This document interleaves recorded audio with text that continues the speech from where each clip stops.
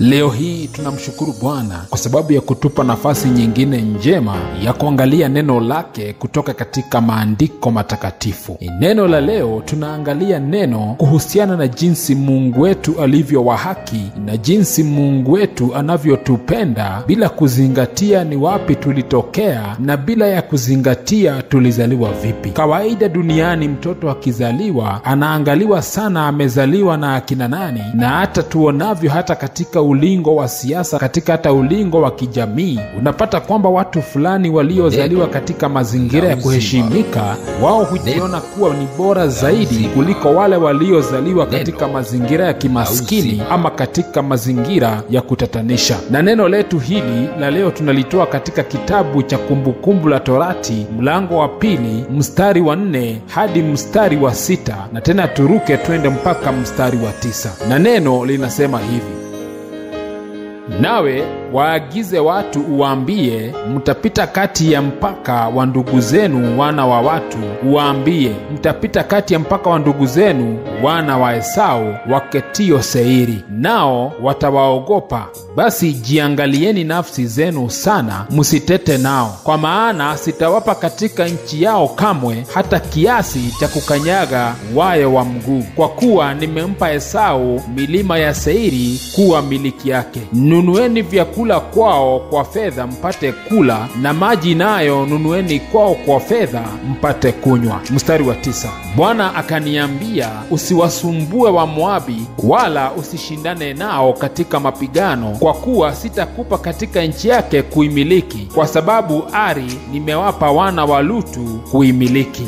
Bwana asifiwe sana. Kama tujuavyo katika maandiko haya matakatifu, tunaielewa vizuri sana na kwa karibu sana hadithi ya mtu huyu aliyekuwa anaitwa Esau. Esau ni yule ndugu wa Yakobo, ambaye Yakobo ni Israeli, ambaye alidanganywa na Yakobo akanyang'anywa haki ya uzaliwa wa kwanza. Na kama tujuavyo katika Biblia, tunaambiwa kwamba hata wakati Rebeka ambaye ni mama yao watoto hawa alipokuwa na ujauzito wa watoto hawa, Mungu alisema kwamba anampenda Yakobo lakini hampendi Esau. Na masaibu yote ambayo yalimpata Esau ni kutokana na ahadi hizi za Mungu ambazo Mungu alitoa wakati walikuwa katika tumbo ya mama yao wakiwa mapacha. Bila shaka ilionekana kwamba Yakobo alikuwa na haki sana mbele za Bwana kuliko Esau. Lakini tunaona kwamba Mungu aliendelea pia kumbariki na kumtengea baraka nzuri Esau, hata ingawa alikuwa amezaliwa mfano wa mtu aliyekuwa hapendwi sana kuliko yule mwenzake. Nataka kusema ya kwamba hata mtoto akizaliwa katika mazingira tatanishi, bado haki yake mbele za Bwana ya kurithi bado ipo. Kwa sababu kuna watu wengi sana wanaangalia kwamba mtu alizaliwa bila kuwa na kibali kizuri mbele za Bwana ati kutokana na jinsi alivyozaliwa. Lakini tunaona kwamba Mungu hata ingawa alipenda Yakobo sana na akatangaza hivyo, bado hakumtupa Esau, kwa sababu Mungu wetu ni Mungu wa haki. Na anaambia wana wa Israeli ya kwamba mtakapopita katika mpaka wenu na ndugu zenu wana wa Esau waketio Seiri, msiende kuwachokoza, bali mpite karibu nao, lakini mkitaka kitu kutoka kwao hata msichukue kwa nguvu, mlipie chakula ambacho mnataka kupewa na watu hawa, na hata maji ya kunywa mnunue kwa pesa ili munywe maji yao. Yani msiwakandamize watu hawa, kwa sababu hata nchi hiyo, hata sehemu ya kukanyaga wayo wa mguu, yani sehemu ambayo wayo wa mguu wa mtu hukanyaga ni sehemu kidogo sana, na Mungu alisema hata sehemu kidogo namna hiyo siwezi kuwapa, kwa sababu mlima wote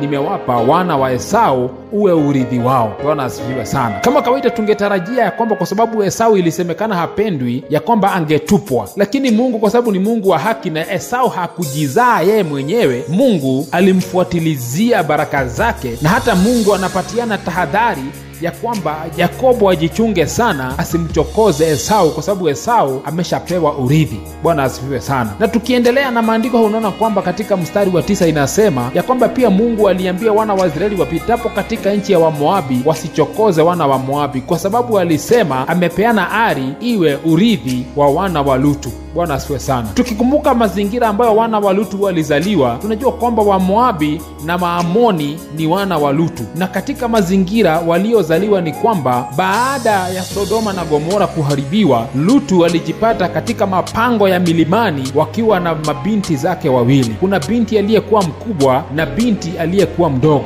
na wakati mabinti hawa walijua kwamba duniani hakujabaki wanaume ambao wataweza zaa nao watoto ili wajipatie uzao, yule mkubwa akamwambia mdogo ni vizuri sana walale na baba yao wazae watoto. Na walipofanya hivyo, mmoja alizaa wana wa Moabi na mwingine akazaa wana wa Amoni. Tungefikiria kwamba hata mbele za Mungu wa Moabi wangetupwa, lakini mtoto hana hatia.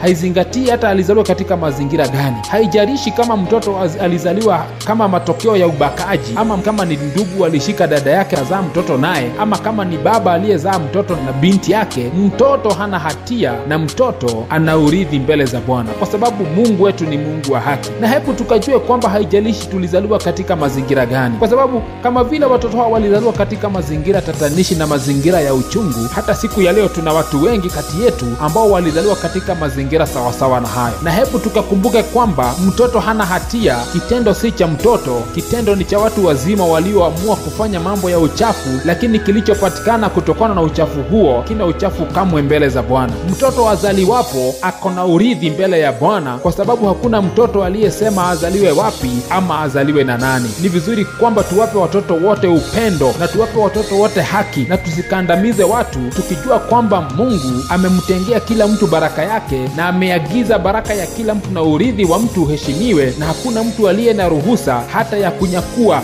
hata sehemu ya wayo wa mguu kutoka kwa mtoto aliyezaliwa katika mazingira tatanishi. Mtoto azaliwapo, hata kama ni mtoto wa kahaba, anakuwa mtoto wa Mungu. Mtoto anayezaliwa hata na mtoto wa shule, mtoto labda ako darasa la 7 amepata ujauzito amezaa, mtoto azaliwapo ni baraka. Kila mtoto ni baraka na kila mtoto anapendwa na Mungu, kwa sababu hakuna mtoto aliyejizaa, hakuna mtoto aliyejileta ulimwenguni. Na hebu tukapende watoto wote, na hebu tukapende watu wote, kwa sababu Mungu ametengea kila mtu baraka yake na ametengea kila mtu urithi wake, kwa sababu kila damu iliyo na uhai imetoka kwa Mungu, kwa sababu hakuna nguvu nyingine na hakuna miungu mingine ya duniani yanaweza kupeana uhai isipokuwa nguvu za Mungu aliye na uhai katika mikono yake.